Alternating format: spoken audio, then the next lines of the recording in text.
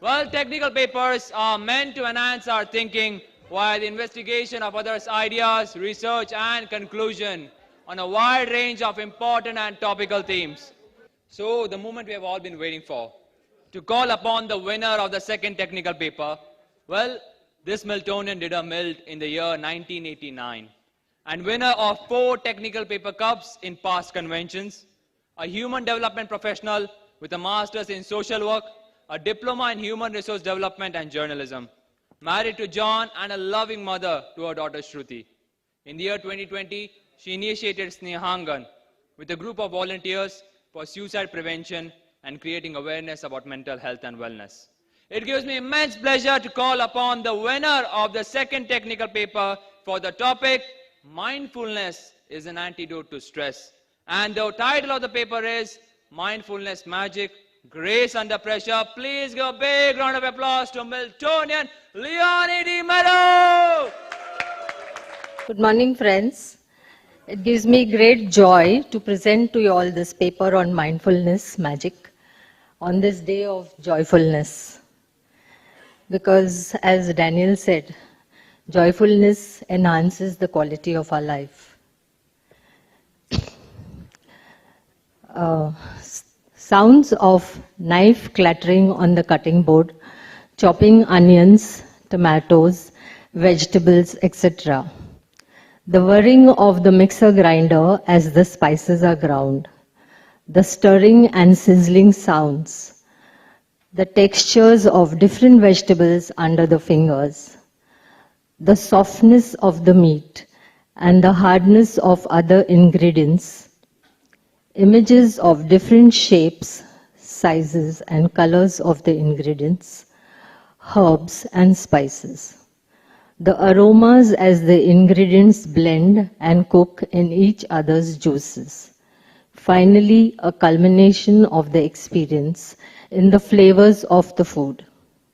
My big takeaway from the mindfulness workshop was becoming aware, senses coming alive, and cooking mindfully. I have been cooking since my teenage years and have always been creative and experimented with my cooking. But having learned to cook mindfully with all my senses has added a new dimension and transformed what seemed a mundane task. Our activities of daily living are taken for granted and performed on automatic pilot. But mindfully brushing your teeth makes you aware of how you are moving the toothbrush in your mouth. Even the taste of the toothpaste registers. The clean feeling in the mouth lingers.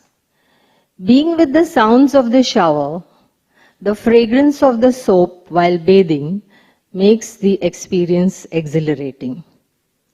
Present moment living.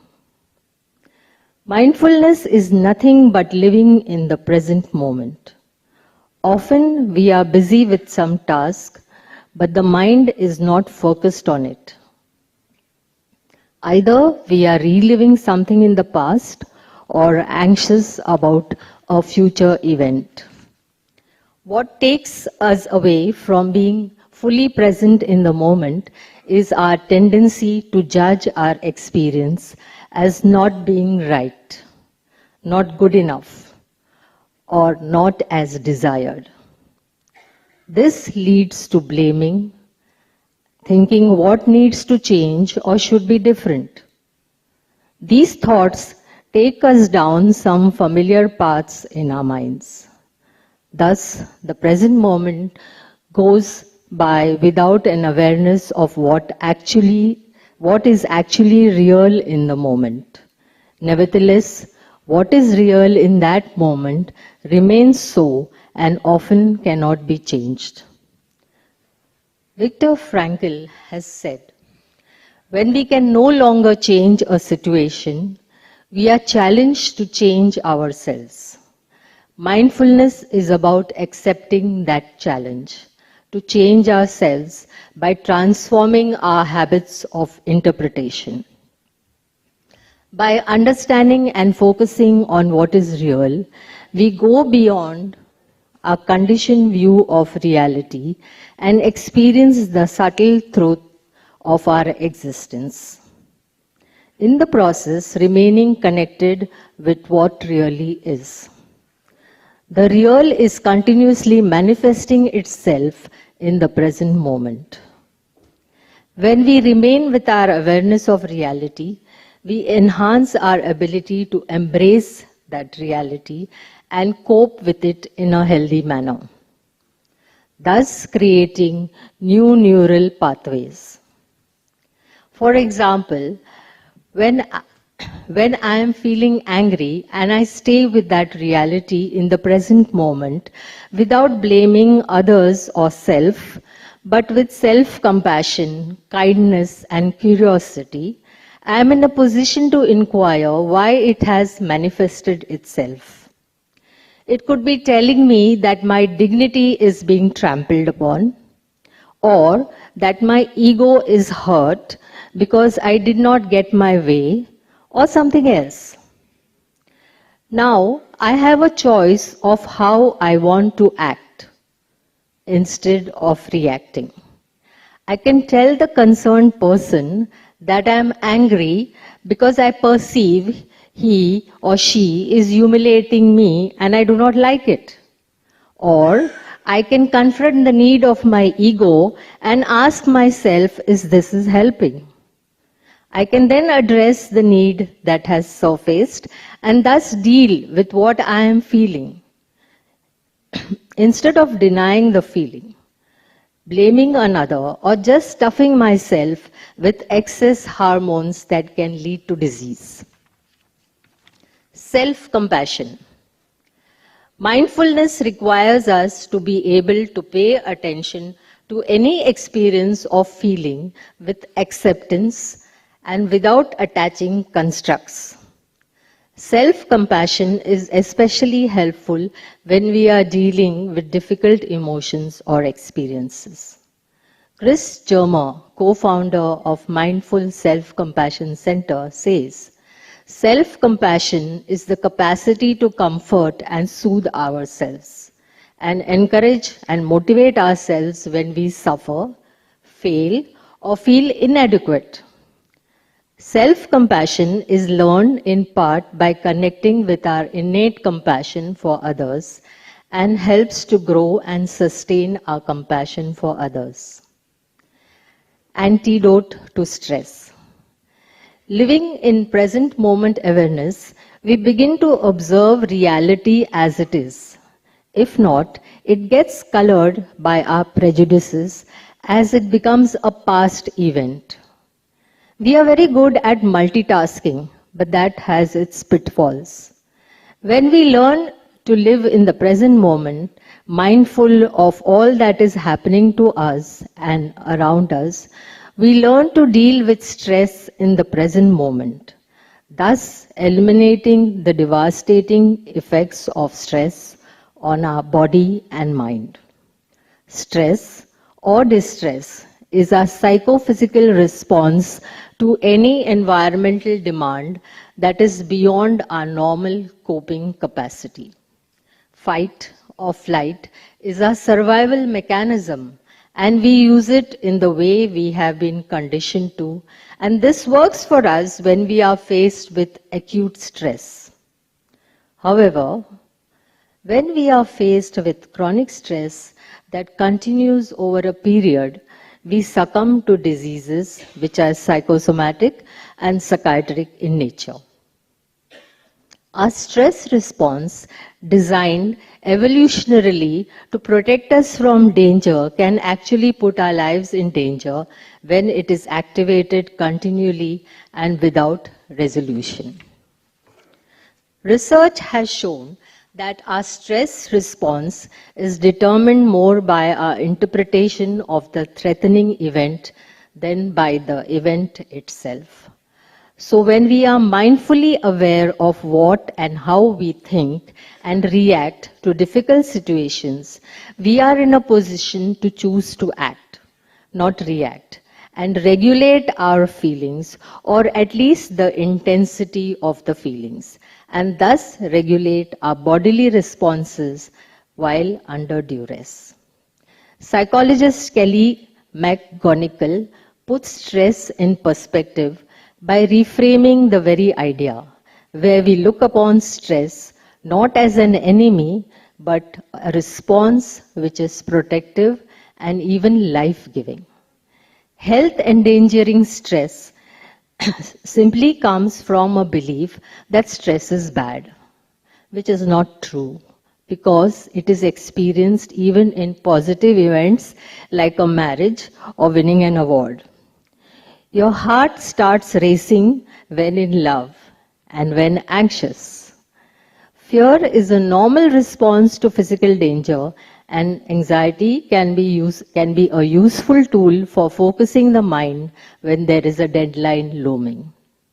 Anxiety becomes a problem when it persists too long beyond the immediate threat. Mindful breathing. The one thing that is with us from the moment of our birth to our death is our breath. It is the chain that connects all the events of our life. If we take the time to notice it, our breath changes with our moods.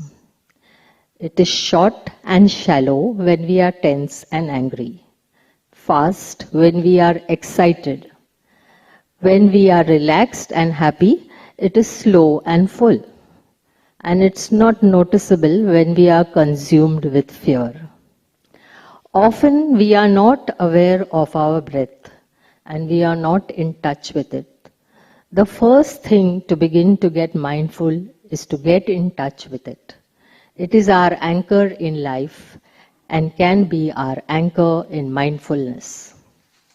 Mindful breathing activates the parasympathetic nervous system, which initiates the relaxation response. It depresses the heart rate, blood pressure, and respiration. It allows the body to engage in reparative and restorative function, thus enabling the calming process and reduction of stress response. A useful method is to use the stop technique. So S stands for stop and take stock of what is happening in your head, your heart, and your body. So you look at your thoughts, take stock of your thoughts. So what is your self-talk? What are the images that are going on in your head? Take stock of your feelings. What are the feelings being experienced? Are you sad? Are you upset? Are you angry? Are you excited? Take stock of your sensations in your body. So what are the physical sensations that are happening in your body? For example, tightness in the chest, butterflies in the stomach, clenching of the fist or jaw, and so-called sensations.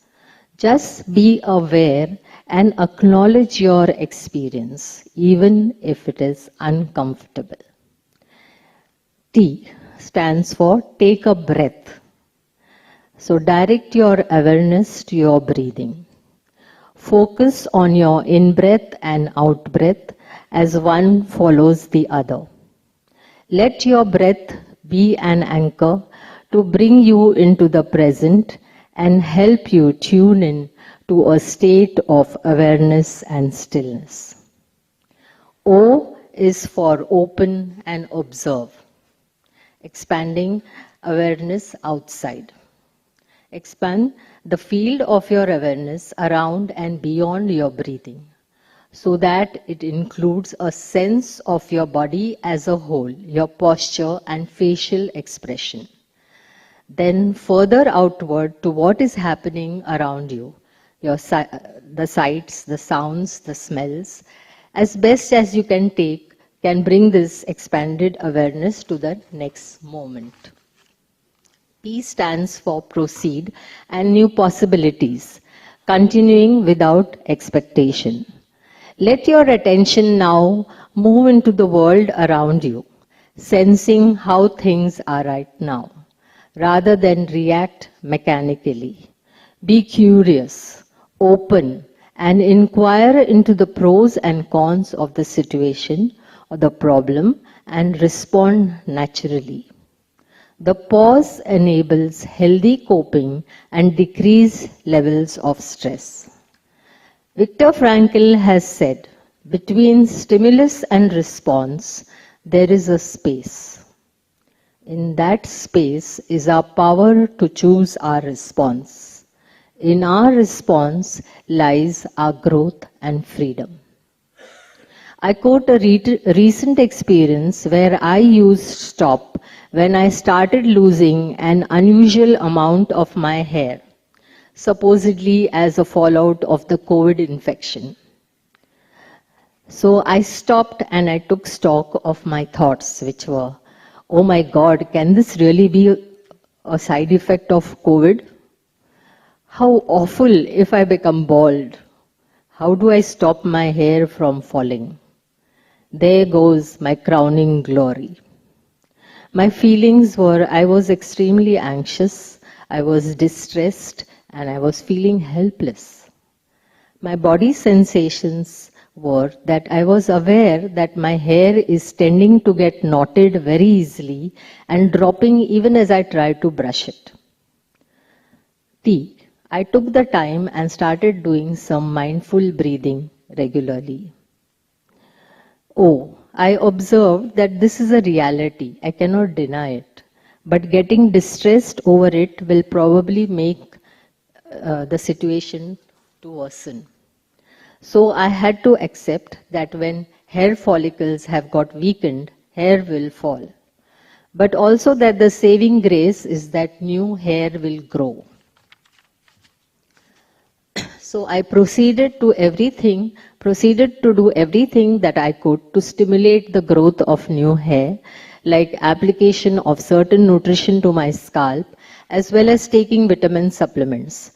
This helped me to feel less anxious, even as my hair continued to fall. Gratitude and hope for the new hair also keeps me peaceful. The above example may seem very simplistic to some. And I can quote many such examples of how mindfulness meditation has been useful to people to cope with loss, loneliness, and devastation. Our repetitive negative thinking causes us more stress than the actual event itself. Mindful breathing on a regular basis enables us to live more and more in the present moment. Nurturing self with self-compassion is an important part of dealing with stress. Try to sense what the hurting and wounded place inside you needs the most, and then address this need. Is it reassurance, love, forgiveness, companionship, or just being there? Telling yourself it is okay, comforting yourself, I am here with you. I love you. Placing a hand on the heart can be reassuring, or visualizing being bathed in or embraced by warm, radiant light is soothing. You can even connect with or bring to mind a loving being in your life and imagine that person's love and wisdom flowing through you with an attitude of gratitude. Mindfulness magic. The 3-minute breathing space, also called as ABC, is a useful coping strategy and can be useful to bring ourselves to present moment. And when practiced regularly, reduces automatic negative thinking. So please allow me to guide you through this 3-minute meditation. The first minute will be about awareness, the second minute will be about breathing, and the third minute will be about consciously expanding your awareness.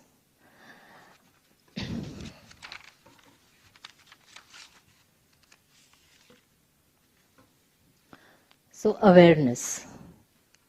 The first thing is to adjust your posture. Make sure your back is straight and upright, but not stiff. Letting the body feel a sense of being present and awake. Now close your eyes if this feels comfortable. Take the first step of becoming aware of what is going on inside you right now. Become aware of what is going on in your mind. What thoughts are going around in your mind? Simply notice and watch them as mental events. So rather judging them or pushing them away or shutting them out, just notice them saying, okay, this is what is going on in my mind. This is how it is. In the same way, notice what feelings arise in you.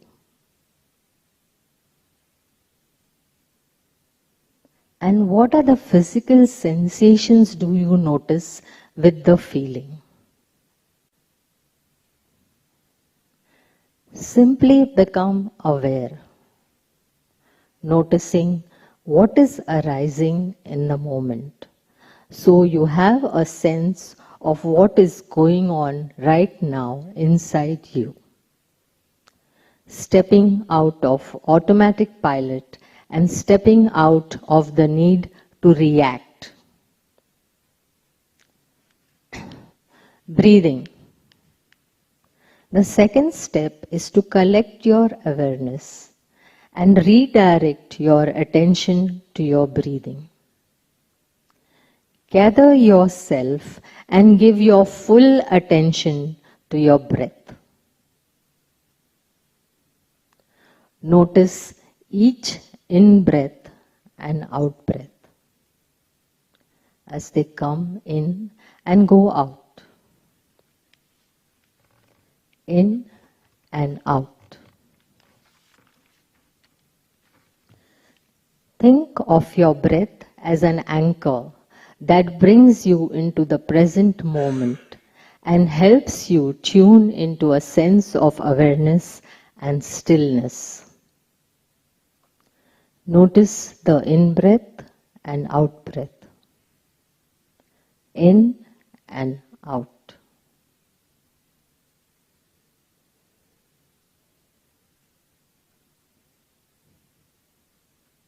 Expanding.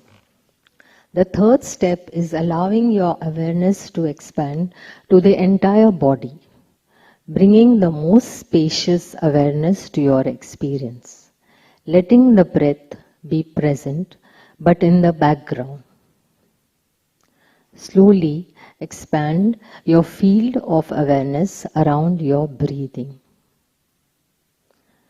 Bring your attention now to the entire length of the body, from head to toe. Start with your breathing and slowly include a sense of your body as a whole. Your posture, your facial expressions, your head, your arms, your torso, and so on.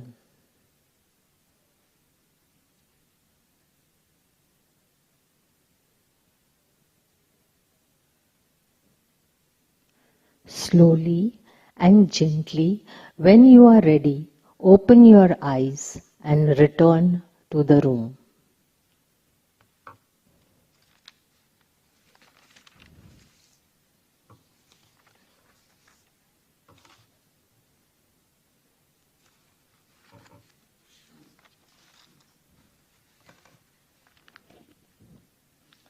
So in conclusion, I would like to say that awareness of our thoughts, feelings and bodily sensations in any situation without judgment, without the need to react or correct what is happening, gives us the space to think rationally and makes healthy choices, thus enabling us to experience the grace of the Almighty, bringing us both tranquility and transformation. Thank you.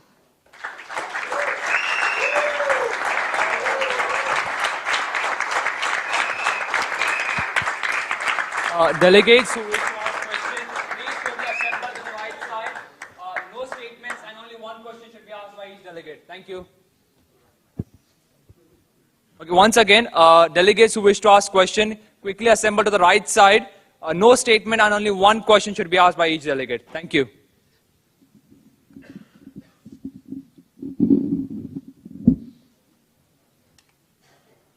Very nice paper. Congratulations, Leonie. In fact, you talked about STOP and ABC, and also you took us how ABC has to be done. This helps actually in situations where we are stressful. I wanted to ask that many a times, what I have faced is that we are somewhere, we are in a meeting or we are in a official discussion, briefs, and often we shift out of that discussion and start analyzing things rather than actually picking up. So I realized that people who can stop those, moving away from the consciousness, right, loses the content of the presentation. So how to bring back that conscious again? So can it stop or ABC be analyzed there as well? Yes. The 3-minute breathing space helps a lot, and you can do it sitting in your chair, and you can do it at any point of time. And even if you don't have the 3 minutes, if you just take deep breaths for maybe 2 or 3 seconds also, that if you take deep breaths for even 2 or 3 seconds, then that helps you to come back to the present moment. Because when you're analyzing, what is happening is, you're going into another area, like you're not listening, you're not actively listening to what is happening. So what is happening, but you're not present to it. Okay, But you can bring yourself back, and that happens to all of us. So like very often when we are talking in a conversation with people, instead of listening, we are formulating our own responses in our mind, with the result that we are not completely attentive to what the person is saying. So sometimes it will happen, if somebody is sharing something, and suddenly it takes you back into your own life. It's called the Me Too syndrome, where you think about something happening in your own life and you start walking down that path. You're not listening to what the person is saying. So it can happen. That's normal and natural. You don't have to judge yourself for that. But the minute you realize, being mindful is realizing that I'm doing this and coming back without any judgment or criticism. It's fine. We are all human. We all do this. We live in the past, we live in the future. But bringing ourselves to the present moment is what mindfulness is about. Because they say the past is over and gone, the future is a mystery, but today is the gift. Thank you. Delegates who are asking questions, please state your name and chapter you're from before you ask your questions. Thank you. Good morning, Leonie. Sucharita from Mumbai chapter. And this paper is really, I really experienced the entire thing. This was one thing I was really missing in the technical papers. You completed it. Thank you so much and congratulations. Thank you. And somewhere you mentioned stress is good. I really experienced when I start 100-meter race, and I've experienced when I finished my race. And thank you so much. Such a wonderful paper. It is applicable for each and everyone. In fact, those who are competing for the competitions here on the stage, that also matters the most. This paper, those who are understanding, really makes the real use of your thoughts. Thank you so much for the wonderful paper. Thank you.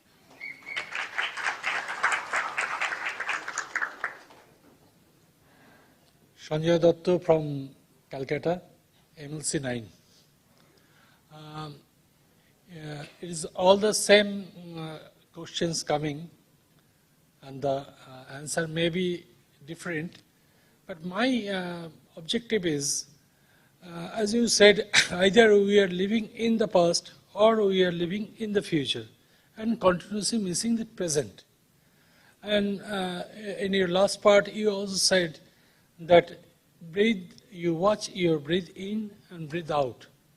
To be in the present is fine, but when I am working, when I am in the office or focusing on one subject, but this monkey brain going here, there, I am not focusing. So what is the key solution, key word? That's what I just said just now. Yeah. Be aware of what is happening, and without judgment, bring yourself back to the present. And you might do it 100 times within a span of 10 minutes. Yeah, right. Bringing yourself back from there to the present moment, even when you're maybe doing a meditation. So even if you're concentrating on your breath, so sometimes there are various anchors you can use. Like some people use the word Om, or you can use a vibration sound, or any kind of anchor if you use. It brings you back to the present moment. Yeah, apart from this meditation part, Mindfulness is not only about meditation. Yeah, Mindfulness is I about daily. in the materialistic world, when you are in our work, as Bill Gates once, some people asked, what is your success story? What is the key word? And he said, it is focusing. Focus. So it all comes in the same thing what you said. But I wanted to know the key word, how to be focused in our materialistic life. Not when we are meditating, that is a separate issue. Yeah. But when you are in the materialistic world, when you are working, then so many things come in one point. That is. Yes, please. Sanjay, mentor Apresh has very, very clearly taught us in the leadership class. Our thoughts in our mind is like light energy. Okay? Thoughts can be concentrated. When light energy gets concentrated, it becomes laser. Similarly, thoughts, if you can concentrate and if you can make it unidirectional, you can achieve anything in life. Then there won't be any past or future. When your thoughts gets concentrated, your priorities in life is clear. And you channelize your thoughts on your priorities in your life, you will go amazing in your life. Thank you.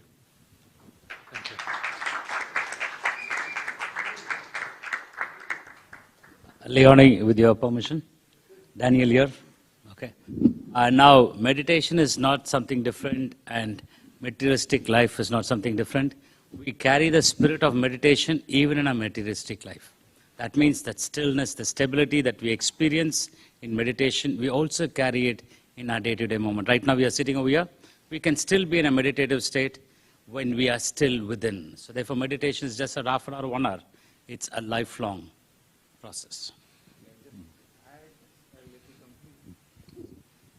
Let me complete my thought. And to develop the unidirectional mind, the price what you have to pay in life is your self-discipline. Without self-discipline, nothing is possible.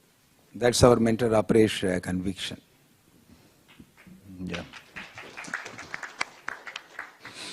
Yeah, Leonie, I listened to your paper with rapt attention. Sorry? Oh, my name is Sanjay Mansukhani. I am from the Kolkata chapter. Yeah, Leonie, I listened to your, I think 20 minutes roughly or more, talk with rapt attention. I realized you were speaking about the world, the senses, the body, the breath, and the mind, and moving in this zone. And that is what mindfulness is all about, being in the moment and watching these objects, if I can call them objects. My question is slightly different. My question is, from mindfulness, how do you reach oneness, joyfulness, and blissfulness?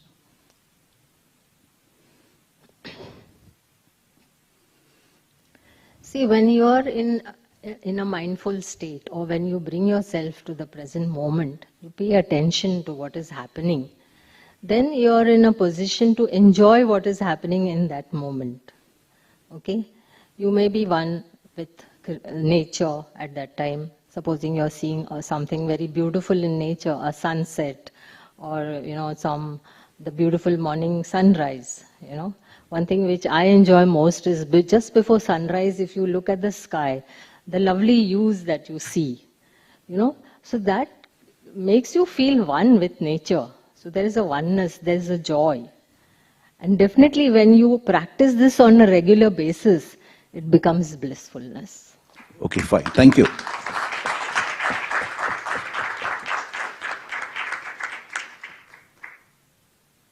Ashok, I'm scared. Mumbai chapter, Leonie, sorry? I'm scared. I'm not Amit, don't mistake me. Amit told me you have banned him. Amit is behind. He told me you have banned him. Okay. Leonie, in the second paragraph. Why? Can't you have? Okay. Okay. Second paragraph, title is Present Moment Living. The last 3 lines. Thus, the present moment goes by without our awareness of what is actually real in that moment. This is fair enough. Nevertheless, what is real in that moment remains so and often cannot be changed. Could you please elaborate on this? Sometimes if we are going through something, some difficulty or problem, okay, so we tend to skirt around the problem. We may not pay attention to how to deal with it, and we may also use things to tranquilize ourselves. Like? Yeah. But the reality is that that problem is there unless you face it head on, unless you deal with it. That's the reality. Supposing I have an addiction, let's say, but then I say, no, once in a while I don't do it like often. It's not an everyday thing. So I'm not facing the reality, but the reality is I am addicted. So unless I face the fact and I accept the fact that I'm addicted, only then I will be able to, in that present moment, decide. So like if you look at the Alcoholics Anonymous, they say one day at a time. So I will take it one day at a time. For today, I will not touch alcohol. Thank you. Leonie, for the benefit of audience, just share your life story for the past 2 months and how much efforts you have put in to come to this stage today. Can you just share? Yes, actually, you know what? I sent this paper on the 20th of September. And on the 21st, I went to Mahad. Some of you may have heard that there was floods and landslides in Raigad district. So there was a call for councillors. So I had gone with a team of councillors there. And there was this whole village that had got wiped out. 130 people from that village, because, it was pouring rain. The whole slice of mountain came down upon this village and everything just got washed up in a matter of minutes. So out of 130 people, there were only 40 survivors. So about 4 of us councillors and 1 psychiatrist had gone in August, and we spent 4 days with these people. We worked with them. The most important thing was to help them to, grieve. They were in shock. Then they asked us to come back. They said that you have helped us, come back. So 21st of September, 20th I sent this paper. 21st of September, we went to Mahad with the team. Unfortunately, it was pouring rain over there, very heavy rain. And people were still disturbed. And this time we got a chance to meet the women. The first time we got a chance mainly to only meet the men, because women had gone and stayed with their relatives all over. This time, because the government had given them containers, they came back They came back and were there. And so we got a chance to interact with the women, and it was even more tough working with the women, because for them, it was their whole lives. At least the men were out when this happened, but the women were there. They went through this experience, saved themselves, saved their children, and things like that. And again in that pouring rain, and as I said, we were there only for 2 days. Coming back, it was very tough 2 days there. And we came, when the day we came next day, 22nd of September, we came back. The road was so terrible that a 4-hour journey took us 7.5 hours. So when we came back, I was physically, mentally, emotionally completely exhausted. And because of the rain, I came in, my feet were dirty. I said, let me wash my feet first, and then I'll have a shower and relax. I stepped into the bathroom, and I had a fall. I fell, it was a matter of seconds that I fell down. I fell on my bottom, and I felt a shock going up my spine. And I knew that there is a compression fracture, because I worked in an orthopedic department. So anyway, somehow came out with the help of my daughter and my husband out of the bathroom, called up my doctor, was in severe pain. And I didn't know what is going to be the result. Have I damaged my spinal cord? Will I be disabled for life? These were my thoughts. So my doctor advised me not to go immediately to the hospital. He said, just relax and wait, let the swelling subside. And he advised some medication. So it was terrible 2 days for me, thinking, is there a fracture? Is there a damage to my spinal cord? Because he told me no moving out of the bed, complete bed rest. You will only go to the toilet, that's all. And so these thoughts were going on in my mind, what if my spinal cord is damaged? What if I have to be disabled for the rest of my life? And I have worked for a good 10 years in orthopedic department. I have worked with paraplegia, quadriplegia, so I know what it is. So, well, it was a very difficult 2-3 days. Finally, he said that I should go and take the X-ray, and it was confirmed that there was a fracture. So I came home and I took stock. I said, okay, there is no spinal cord damage. Thank God for that. That is the first thing I did, was say, thank God, no damage to my cord. It's only a fracture. But also what disturbed me was the doctor said, 3 months complete bed rest. I said, what? 3 months I have to be in bed? Are you mad? I asked my doctor. He's also a friend. He said, well, you do what you like and then come back to me for surgery.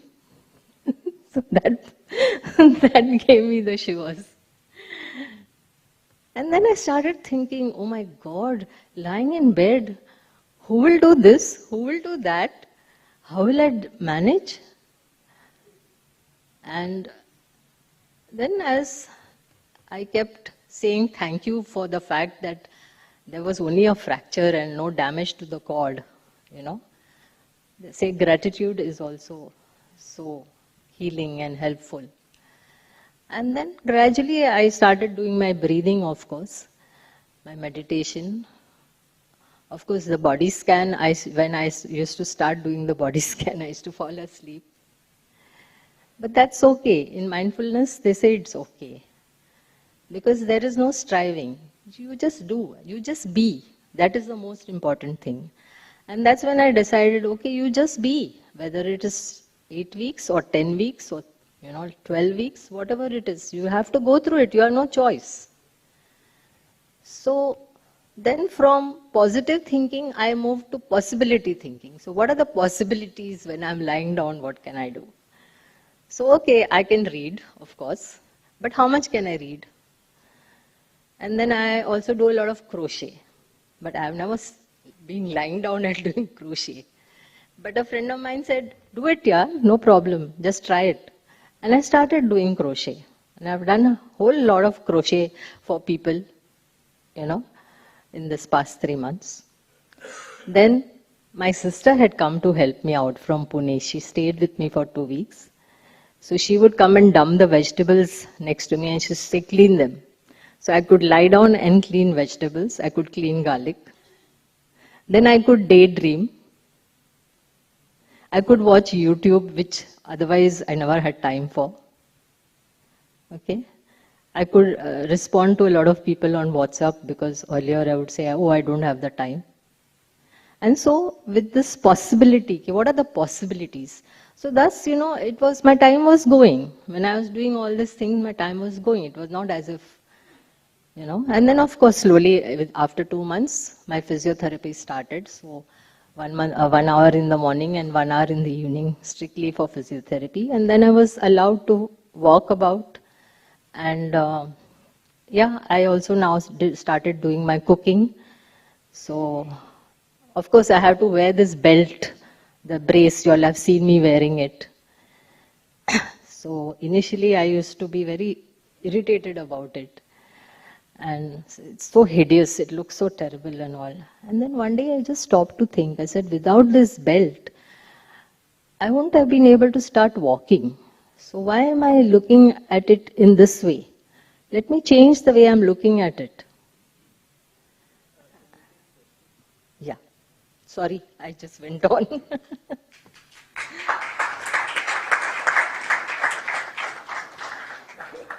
Hello, I'm Mahakshi from Chennai chapter.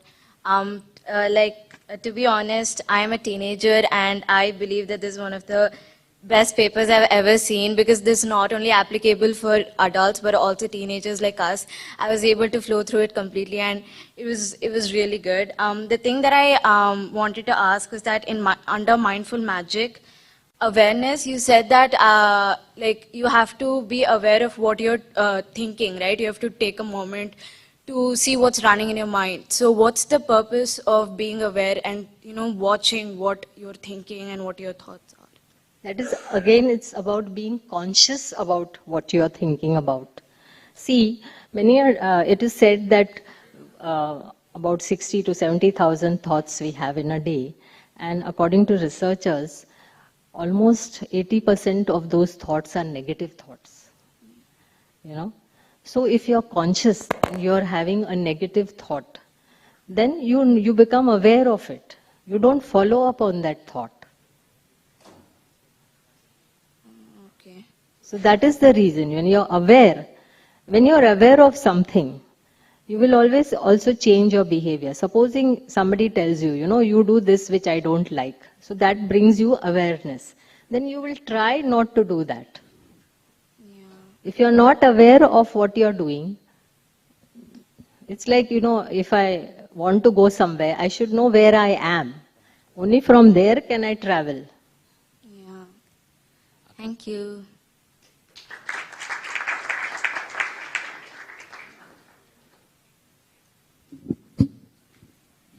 Go ahead. Hi, Leonie. I am Amit from the Mumbai chapter. You want to check on your feelings right now and apply the stop technique. Okay.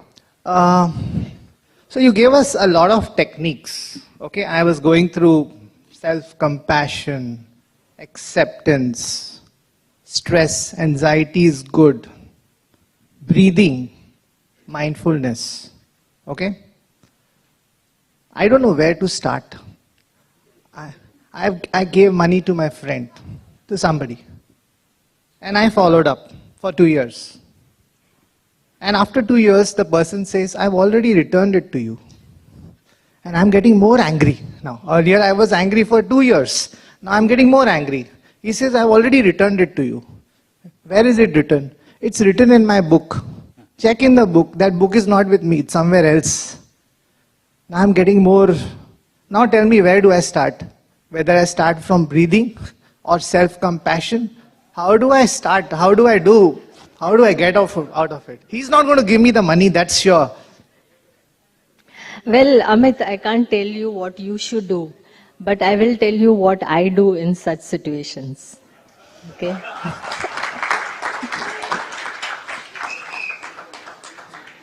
So, yes, breathing when I want to calm myself. But I have found that there are times when I have just blessed the person and left it. The person has come back. And it's not easy. It's not easy. It's not easy. But I just tell myself, these are my feelings. That person is not making me angry. He is doing what he wants to do. So my anger is my responsibility, not his. Okay. So I take responsibility for my feelings. So I may express it maybe to a friend. I write in my diary. So I dissipate my feelings in that way. And finally I just say, okay, bless you. If that's what, to be, okay. And sometimes people have come back to me and said, I'm sorry, I thought I had done this, but it's like this. Okay, na? So accepting, when you are talking about accepting, it's not just about accepting yourself, it's also accepting people the way they are. But it's important that you know what you are doing. So acceptance comes before mindfulness or it comes after mindfulness? It's part of mindfulness. Part of the package. It's non-judgment. See, these are not techniques. Techniques are the stop, the breathing. Techniques are the stop, the breathing. But when you're talking about non-judgment, acceptance, kindness, curiosity, these are the attitudes which you bring and which, grow because of mindfulness. Okay. Amit, can I say? Sure. Okay. So when your friend says he has already written the money, you should say, I have received the money, but you paid me extra. So now he will be anxious. Okay, thank you.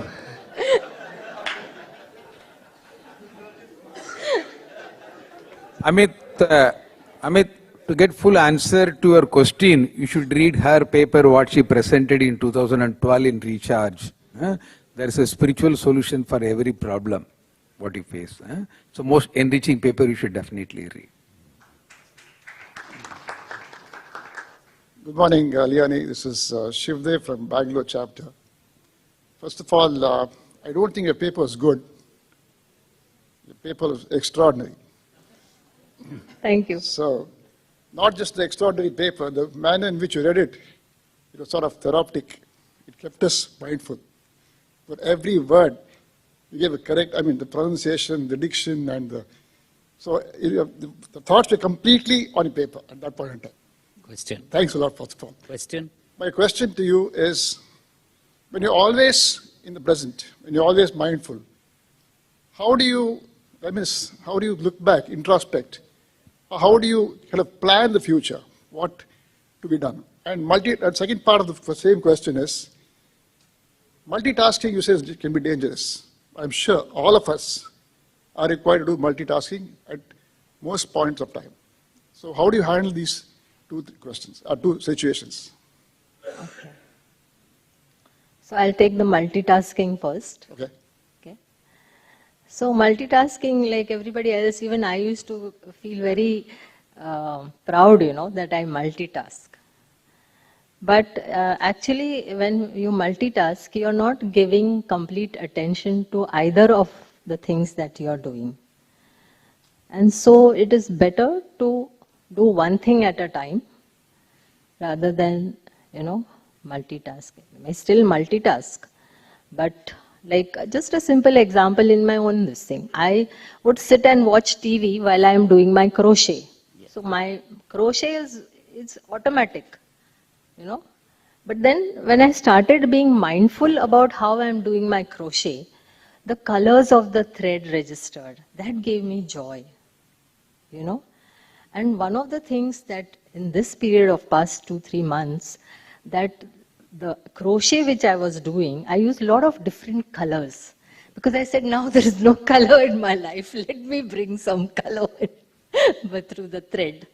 You know, and yeah, that color became a beautiful stole which I gave my sister because she came to look after me. She was there with me for 2 weeks to help me. So again, you know, when you focus on something, when you are mindful about something, there is the joy. You focus on a sunset, you will give your complete attention to the sunset. You will not be reading a book and then watching the sunset, right? So the joy comes because you're experiencing that nature. So, yeah. I'll let you interrupt here. Okay. See, I'm in the advertising business. So, I mean, each of our own professions require. Little louder, I can't hear. Each of our professions require multitasking at some point in time.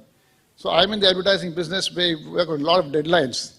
And we being the head of the organization, we had to, required to handle so many things at some point in time. Take phone calls or keep writing or whatever. So at that point in time, of course, I understand that multitasking, we need to allocate X number of minutes or this thing. So anyway, I think you've got me the answer. Right. But multitasking is an essential part of everybody's life at every point in time. I mean, see, I'm not saying, or rather, nobody ever says that multitasking is wrong. It's just that there are pitfalls. Okay. That's all. The second part We only have time for 2 last questions, please. So if you could just request. The second part of the question. Shivdev, I'll just answer in brief. How we prepare for Milk National Convention, the organizing committee prepares what operations. That's an excellent example how the plan is made, the pet chart is prepared. Then 2 years, the convention team discussed nothing but how the pet chart is implemented. Once your planning is done, then and the schedules are drawn up, then you look at the micro level, what I need to do today to fulfill the larger plan or my schedule. So if the pet chart gets implemented as per the plan, then the function happens in a zero defect manner. So look, once lay out the plan first, prepare the schedule, then live in the present moment what you have to do that day to accomplish that long-term plan. All right, thanks. Karthik, only one question, please. Hi, this is Karthik from Middle East chapter. First time I've learned about meditation was about 6 years ago, along with yoga. I've been practicing on and off. So my question is, to the outsiders, I'm more attentive and I'm more conscious when I deal with them because I need to respect them, I need to listen to them and then answer. But within my close circle, like my wife or my son, sometimes I do react. Though internally I'm really a good person, I really wanted to respect them. But somehow I'm unable to bring that same practice when I'm at home. And I'm very sorry about it because I don't know if my wife is around or not, but sometimes I do react and I apologize for that. Can you help me understand how do I do it within my inner circle also, along with my external world? Actually, what happens, we tend to take people close to us for granted. And we think that they will understand. You know? So we are okay with showing them our true selves. Right. But with the external world, you put on your facade, you're good all the time. And here. So, I mean, it is just a practice. I mean, supposing it comes to your awareness that I've not been very, I've been a little rude with my child or my wife, then I make a mental note, okay, next time I will deal with a little more calmness. Okay. I will share my feeling. I will share. If I'm upset, if I'm annoyed, I'll say I'm upset and annoyed, but I'll say it in a way that is more acceptable to the person. Understood. Okay. So, and it comes with practice. And I agree with you, and you're not alone in this. All of us take people who are close to us for granted, simply because we think they are mine. They will understand me. Absolutely. And if we can't be our true selves with people we are close to, I mean, Yeah. where will we be? Thank you. Appreciate it. Last question. Yeah, Leonie, this is not a question, just adding to that. It's also my personal experience. when we are in a present moment, when we are mindful, when whatever we are doing with one thought, we are not only giving our best. I always noticed we are giving our 100%.